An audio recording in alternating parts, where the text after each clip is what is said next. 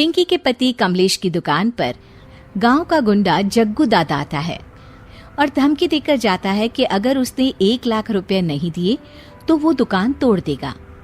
घर में सभी परेशान होते हैं। अरे सत्यानाश हो उस जग्गू का, अच्छा खासा लड़का था, पता नहीं क्यों गुंडागर्दी करने लगा, किसी की भी जमीन हड़प लेता है और अब हमारी दुकान के पीछे पड़ा है नास पीटा। मेरे तो कुछ भी समझ में नहीं आ रहा कि मैं क्या करूं। अरे बेटा, मैं तो कह रही हूं कि 1 लाख रुपए दे दो और छुट्टी पाओ इस जग्गू दादा से। नहीं माँ, मेहनत की कमाई है, ऐसे कैसे दे दूं? मैं तो 1 रुपया भी नहीं देने वाला उसे। अरे पैसा तो दोबारा भी कमा लेंगे, पर जान है तो जहान है। नहीं पिताजी, मैं नहीं दूंगा पैसे, मैंने फैसला कर लिया है। पिंकी कमरे में आकर सोचने लगती है, मेरे पति के ऊपर ये कैसी मुसीबत आ गई है। हे भगवान, क्या करूं मैं।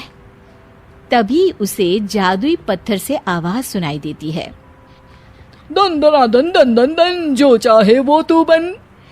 अरे हाँ, मैं भी कितनी भुलक्कड़ हूँ, मेरे पास तो जादुई पत्थर है, पर मैं क्या करूं। जग्गू दादा तो बहुत बड़ा गुंडा है, उसका सामना मैं कैसे कर पाऊंगी, पर मुझे ये करना ही होगा। पिंकी प्लान बनाती है और उसे एक आइडिया आता है और वो आइडिया वो सबको बताती है। सुनिए, मेरे पास एक प्लान है, आप जग्गू दादा को पैसे देकर उन्हें घर पर खाने पर बुलाइए। सब ये सुनकर दंग रह जाते हैं। लो और सुनो, अरे वो तुम्हारे दूर के चाचा नहीं है जिसको खाने पर बुलाया जाए, जग्गू दादा है, इस गांव में सबसे अमीर और 1 नंबर का गुंडा। ओफो सासू माँ, मैं जो कह रही हूँ वो करके तो देखिए। मैं आपको यकीन दिलाती हूँ कि कल के बाद जग्गू दादा हमें कभी परेशान नहीं करेगा। पिंकी के कहने पर कमलेश जग्गू दादा को रुपए देता है और उसे अपने घर खाने पर बुलाता है। अरे भाई, मानना पड़ेगा कमलेश, काफी तरक्की कर लिया है तुमने। 1 लाख रुपए तो बड़ा ही कम डोनेशन था। जग्गू दादा सोफे पर बैठता है और सबसे मिलने लगता है। अरे भाई लता मौसी, ठीक तो हो ना? सुना है घुटने में बहुत दर्द रहता है। हाँ बेटा, पर तुझे कैसे पता चला? अरे जग्गू दादा सारे गांव की खोज खबर रखता है, और वैसे भी मेरी माँ और आप तो बचपन की सहेलियां थी ना, तो आप तो हमारी मौसी हुई।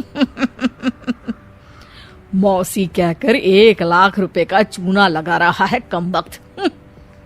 तभी बेल बजती है और कमलेश दरवाजा खोलता है तो सब दंग रह जाते हैं। अरे एमपी साहब, आप आइए आइए, आप कमलेश को कैसे जानते हैं?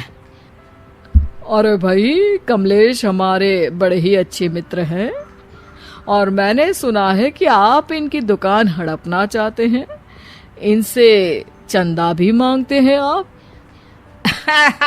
अरे एमपी जी, वो तो बस थोड़ा धंधे में मंदी चल रही थी तो गांव वालों से थोड़ी मदद मांग ली। देखो जग्गू दादा, होंगे दादा तुम अपने घर के, ये हमारे पहचान के लोग हैं, इनके साथ तुमने कुछ भी उल्टा सीधा किया तो सीधा जेल में डाल देंगे, समझे? फिर वहां बाकी कैदियों से चंदा मांगते फिरोगे क्या? जग्गू घबरा जाता है और वहां से जाने लगता है। जी जी एमपी जी, समझ गए, हम चलते हैं, हमें माफ कर दो कमलेश बाबू। अरे बेटा, खाना तो खा लेता। अरे जग्गू। जग्गू दादा को भागता देख एमपी के रूप में बदली पिंकी हंसने लगती है और सब एमपी के पास आते हैं और उनका धन्यवाद करते हैं। आपको कैसे पता चला एमपी साहब कि जग्गू हमें परेशान कर रहा था? आपकी बहू पिंकी है ना, बड़ी ही समझदार है, वो मेरे ऑफिस आई और मुझसे मदद मांगी। क्या पिंकी ने ये सब किया? पिंकी अपने रूप में वापस आ रही होती है। अच्छा, मैं चलता हूँ, मेरा मतलब है। अरे ऐसे कैसे, आप बिना खाना खाए नहीं जा सकते, आइए आइए। नहीं नहीं, फिर कभी, मुझे जाने दीजिए। पिंकी भागती है। अरे इन्हें किस बात की जल्दी थी? लगता है कोई इम्पोर्टेंट मीटिंग होगी माँ। हाँ भाई, बड़े लोग हैं, दिन में कुछ ना कुछ चलता ही रहता है। लेकिन भगवान का शुक्र है कि आज बहू की वजह से सब सही हो गया। पर बहू है कहाँ? पिंकी घर से दूर भागते भागते अपने रूप में वापस आ जाती है। उफ, बाल बाल बच गई आज तो।